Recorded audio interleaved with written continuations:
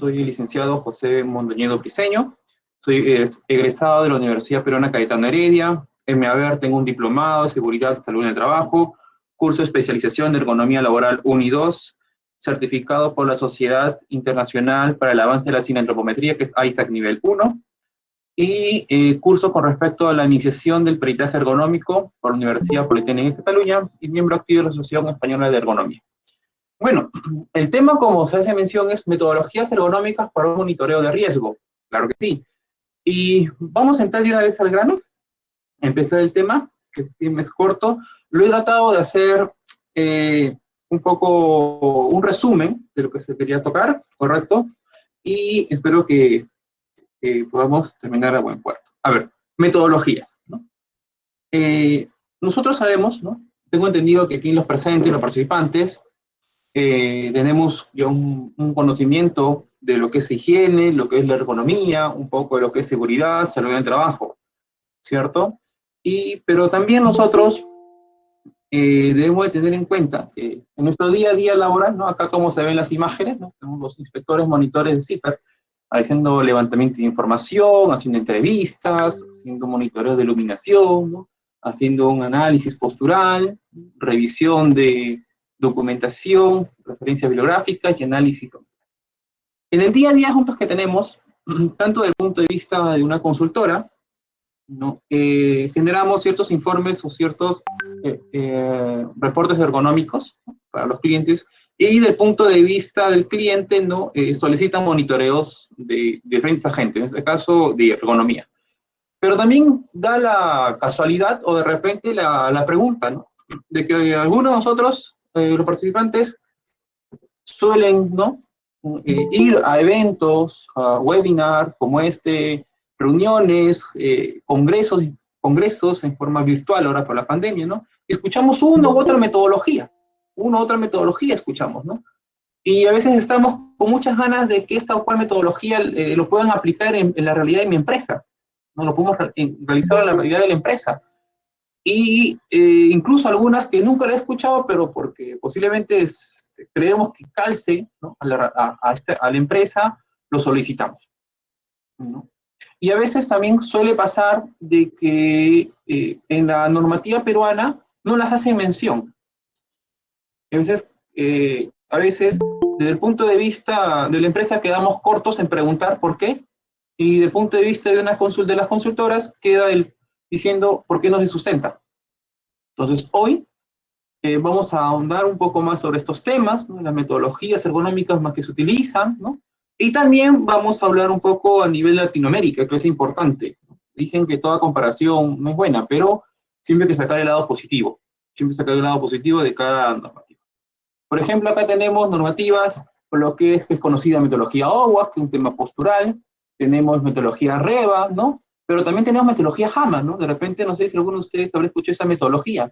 O de repente la metodología Quick Exposure Check, ¿no? Que es QEC.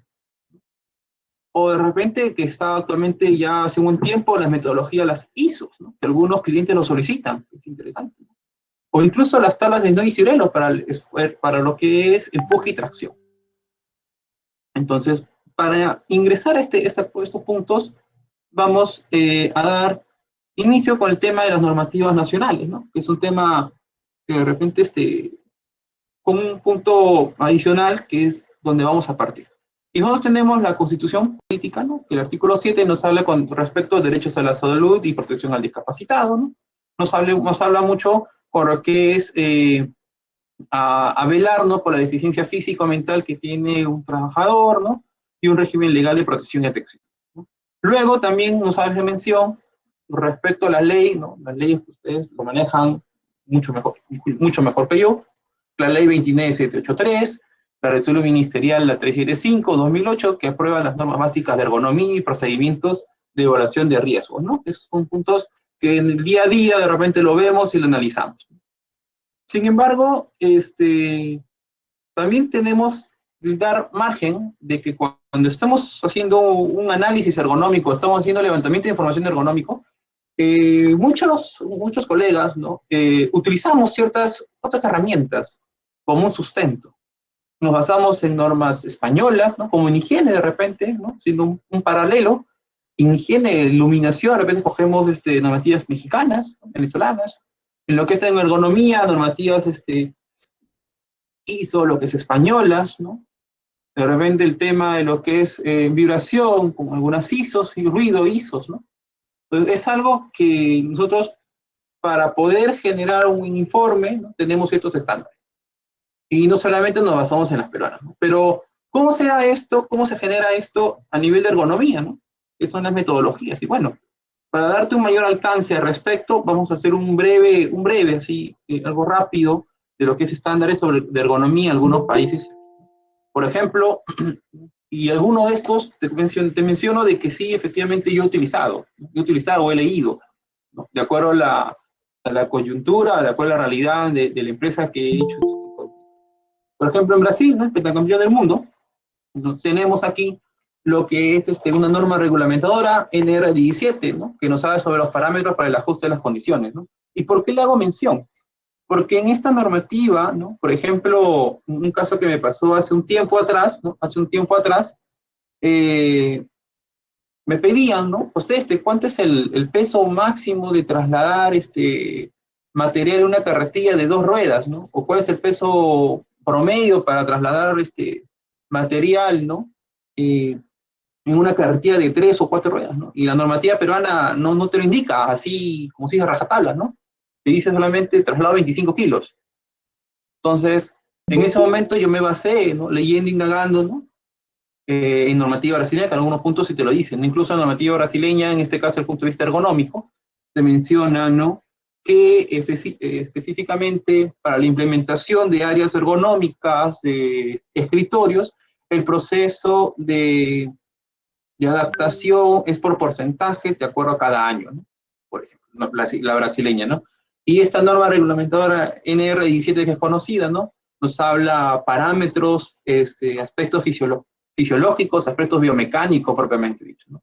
Si por ahí ustedes tuvieran tiempo, sería bueno que una leída, una repasada, porque complementa lo que trabajamos con la RMT75. Luego tenemos también, ¿no? Otro ejemplo, por ejemplo, la normativa, lo que es en Chile, ¿no? Que nos habla sobre una ley 19.404 del año 95, ¿no? Que aquí es importante resaltar, ¿no? Es importante resaltar de que, que esta normativa, se puede decir que esta normativa nos hace mención algo interesante, que una parte que explica las ISOs, ¿no? La ISO en requisitos para dispositivos de teclado o evaluación de postura de trabajo estático, que aquí en el Perú en la 375 no le hace mención, por ejemplo. Para las personas capacitadas, ¿no? Que manejan ergonomía o ergónomos como tal, tienen una clasificación, ¿no? Por ejemplo, ¿no? Aquí en el Perú lo que tenemos es la parte de la Sociedad Peruana de Ergonomía, SOPERCO, ¿no? Que están los ergónomos. Pero en Chile ya está como lo han colocado parte del equipo de lo que es de seguridad, ¿no? Propiamente dicho, ¿no? Y acá tenemos la ley, ¿no? Que también es importante porque ellos en la parte de lo que es Chile, nos hace mención por ítems, por títulos, el tema de ergonomía aplicada en discapacitados, ergonomía en manipulación de carga, ¿no? Que es importante tener, incluso ergonomía en lo que es pesos máximos de traslado de carga, ¿no? Por ejemplo. Incluso sabemos nosotros, ¿no? Que en la parte de riesgo psicosocial, lo que es en Chile, hay una metodología, Suceso ISTA 21, que hicieron un estudio propiamente dicho, para aplicarlo a la realidad de la población chilena. Luego tenemos también Colombia, ¿no? Que nos habla sobre unas leyes, normas técnicas, ¿no? Y esto es importante mencionar, a diferencia de los países que estoy mencionando, que en lo que es en Colombia, según la ley 375 del año 97, nos habla, ¿no? Nos habla, por ejemplo, ¿no? De que hubo un convenio número 161 con la OIT. Qué interesante. Termino la OIT, ¿no? Para ver estos temas de seguridad, el tema de ergonómico. Y luego, por ejemplo, y así, ¿no? No voy a andar, no voy a explicar de cada país, ¿no? Pero son los que más me llamaban la atención de forma personal. Puedo utilizar algunos de estos. Luego tenemos también con respecto a México, las leyes, ¿no? Normas oficiales, NTPs, Argentina con sus resoluciones. Si vamos a Europa, creo que la parte de España, ¿no? Los reales decretos o las NTPs, ¿no? Con sus guías, ¿no? Que son importantes. Creo que todos que hemos empezado en su momento viendo ergonomía, hemos ingresado a las páginas propias de España, ¿no? La INSHT o actualmente la ISST, ¿no? Que nos da guías y parámetros para aplicar el tema ergonómico. Pero hasta acá, si nos damos cuenta, los criterios ergonómicos con respecto a metodologías, parámetros, ¿no? Cada país tiene su propia realidad, ¿no? Y en el Perú, como bien sabemos, la normativa peruana, ¿no? Siempre nosotros en el tema ergonómico, siempre estamos buscando complementar. Esperemos que en algún momento la norma sea un poco más exacta, un poco más específica, ¿no? Para el bien de nuestros trabajadores. Pero aterrizando la metodología, estas metodologías en el Perú, ¿qué tenemos? ¿No? Bueno, nos basamos en la 375, ¿no? En el artículo 40, ¿no? Y nos habla, ¿no? Indica, ¿no? Que efectivamente nosotros podemos utilizar podemos utilizar, perdón, un sinnúmero de metodologías, pero va a depender de quién, de las circunstancias específicas que presenta. ¿Y cuáles son las circunstancias específicas que se presentan? Bueno, lógicamente, la tarea, ¿no? La actividad y luego tarea. Conversando en el primer webinar, ¿no? Bueno, aquellos que estuvieron presentes, ¿no? Empresa, áreas, ¿no? Actividades, luego se eligen las tareas tienen un sinnúmero, tarea 1, 2 y 3, ¿no? Y de acuerdo a las tareas se elige el factor de riesgo disergonómico, ¿correcto? Y posteriormente las metodologías a aplicar, ¿no? Y la norma también te dice en el artículo 40, ¿no? Que esas aplicaciones ergonómicas de preferencia deben ser por personas capacitadas en el manejo de herramientas ergonómicas, ¿no? Capacitadas, es decir, que tengan. ¿Por qué? Porque sabemos que en la parte ergonómica hay un porcentaje de subjetividad, por ejemplo. Entonces, si el ergónomo o el personal o el profesional, ¿no? Tiene los cimientos, estas bases bien hechas, ¿no? Se puede decir que el porcentaje de subjetividad disminuye considerablemente. Y va a ser lo más real a la realidad de la empresa, ¿no? Propiamente dicho. Pero ¿qué más tenemos? ¿Qué más tenemos? ¿Qué metodologías podemos nosotros utilizar en un monitoreo ergonómico, ¿no? Por ejemplo, de esta plantilla que te hago mención en general, ¿no? Esta plantilla que te hago en general, ¿cuántas de estas metodologías podemos decir, ¿no? Que son referencias para la 375? Y bueno, ahí te las he mencionado. De repente me he olvidado algunas, pero son las que más resaltan, ¿no? OWASP, Ruland, REVA, JSI, Checklist OCRA, LEDS y el NIOS, ¿no? De repente también, si no me equivoco, también menciona Stug y Cirelo, me parece. Pero, ¿qué pasa con el resto? ¿Por qué no se emplea, ¿no?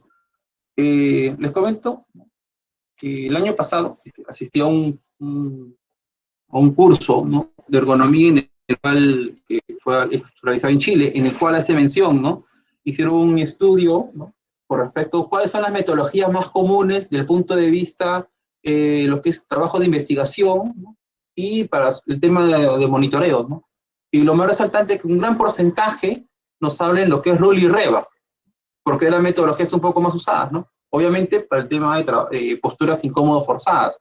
Posteriormente, las metodologías, ¿no? Un poco más complicadas o un porcentaje de dificultad moderado, el checklist OCRA, ¿no? Sin embargo, habían otras metodologías para estudios que eran un poco más complejos, ¿no? Por ejemplo, el método Quick Exposure Check, ¿no? Es una metodología, si ustedes lo pueden buscar en la web de la INSHT de España, ¿no? Es una metodología que inicialmente nace para empresas de maderera. ¿Por qué? Porque te hablan de postura estática, de manipulaciones, de herramientas que emiten vibración, ¿no? Y movimiento de miembros superiores, ¿no? Entonces, si damos cuenta con respecto a las metodologías, efectivamente en un monitoreo mucho va a depender de los factores de riesgo que encontramos, ¿no? Y estas también están sujetas a otros, ¿no? Pero la pregunta sigue cayendo de maduro, ¿no? ¿Cuáles son, no? Bueno, las metodologías, nuevamente recalco, que son aquellas en el cual te van a generar, ¿no? Un nivel de riesgo a la realidad de la empresa, ¿sí? A la realidad de la empresa. Por ejemplo, ¿no? Por ejemplo, ¿no?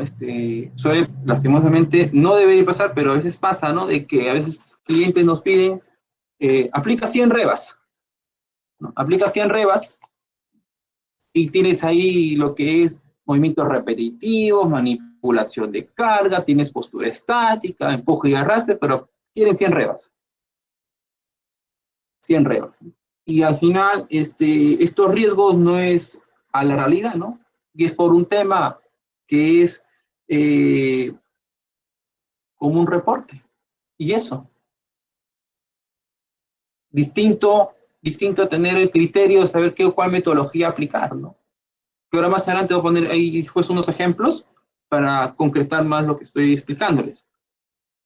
Entonces, nosotros también, ¿no? Del punto de vista de empresa, ¿no? Del área de SOM, el área de SST, ¿no? O el área de que está a cargo del programa de salud ocupacional y los monitoreos, ¿no? También tener este bagaje, ¿no? O de qué cosa desea un monitoreo y qué metodología yo puedo utilizar. ¿No? Por ejemplo, y a esto nace ciertas preguntas, ¿no? Nace ciertas preguntas. Por ejemplo, ¿se pueden utilizar todas las metodologías? La normativa te dice que sí es posible utilizar todas las normativas. Sí es posible utilizar todas las normativas. Pero ¿cuál es el mayor inconveniente, no? Auditorías, ¿no? Por ejemplo, en mi experiencia, me acuerdo hace un tiempo hicimos unos monitoreos de ergonomía en el tema de lo que es oficina. Personalmente yo suelo utilizar lo que es Rule Weather y Rosa, ¿no? Y normalmente la auditoría, lo que pasa fue que a esta empresa le pidieron los términos de referencia y lastimosamente el cliente eh, había, había mencionado otras metodologías que no habíamos considerado. Entonces, bueno, ahí se tuvo que hacer un apoyo extra, ¿no? Al cliente, pues, ¿no? Para ayudarlo y bueno, es un tema que pasó. Pero ahí, ¿cuál es el inconveniente, no? Que a veces cuando pasan auditorías a algunas empresas y muestran la matriz de riesgo ergonómico, eh, el auditor cuando verifica esta matriz de riesgo y ve, por ejemplo, movimientos repetitivos y aplica Rula, él puede creer que está bien, pero ahí nace ahí la responsabilidad de las empresas consultoras, ¿no? Nace la responsabilidad de las consultoras propiamente dichas, ¿no? Ser lo más transparentes y explicar como unas capacitaciones han estado comentando que sí, es que ser lo más transparente posible. Y bueno, también explicar el alcance, ¿no? No todas las metodologías van a evaluar todo. Felizmente se sabe, ¿no? Que el ministerio, el tema de los auditores, están recibiendo capacitaciones ya, temas de higiene y ergonomía, entonces ya están un poco más capacitados, tienen mayor visión, ¿no? Recordemos que una persona, un profesional que es auditor, tiene que manejar seguridad, salud ocupacional, higiene, es una cantidad de, de especializaciones que debe tener, ¿no? O debe conocer, tanto en campo como documentado, ¿no? Otro punto importante de estas metodologías, ¿no? Es que si en el Perú las enseñan, y bueno, la respuesta a veces cae de maduro, no todas, no todas las enseñan en el Perú. Sabemos de que en el mercado peruano tenemos una CENEA que enseña lo que es metodología CISO, ¿no? De identificación de peligros y riesgos ergonómicos, ¿no? Sabemos también de que las maestrías de salud ocupacional, de higiene, o maestrías de ergonomía o de riesgo psicosocial o de prevención también enseñan algunas, ¿no? Pero no todas. Es necesario saber todas nuevamente, ¿no? Es necesario conocer y manejar uno por cada nivel de riesgo, ¿no? Es decir, manejar una buena saber y conocer y aprender bien una metodología para postura forzada, una metodología para manipulación manicarga, una metodología para empuje y arrastre, una metodología para aumentos repetitivos, una metodología para impacto de manos y muñecas. Empezamos por ahí, manejar bien esas metodologías, afianzarnos y poco a poco ir a avanzar al resto. En Latinoamérica se enseñan estas metodologías, las mencionadas, algunas sí, algunas no. No todas se enseñan, ¿sí? No todas se enseñan. ¿Puede ser un diferencial en tu servicio? Sí puede ser, pero te comento nuevamente, ¿no? De que cuando utilicemos unas metodologías, que ahora te voy a explicar más, un par de diapositivas, cuando realicemos, ¿no? Un monitoreo de ergonómico, ¿no? A clientes, a veces suele pasar que quieren utilizar tres metodologías a la vez, ¿no? Pero esto debe ser sustentado bajo un análisis ergonómico. Quieres aplicar de repente movimientos repetitivos y aplicas checklist, ¿no? El checklist OCR con JSI, pero les arroja los dos resultados. Pero en el análisis ergonómico, que es lo más importante, que es el sustento para poder dar recomendación, ¿no? No lo cuajas. Entonces, ahí queda ya un vacío. Ahí queda un vacío. ¿Quieres aplicar QS, ¿no? Con postura? Ya. Pero nuevamente recalco, el análisis es primordial, ¿no? El análisis ergonómico es básico, ¿no? Y estas metodologías te van a ayudar a hacer un análisis. ¿Y cómo tú puedes generar este análisis? Teniendo el criterio de cada metodología.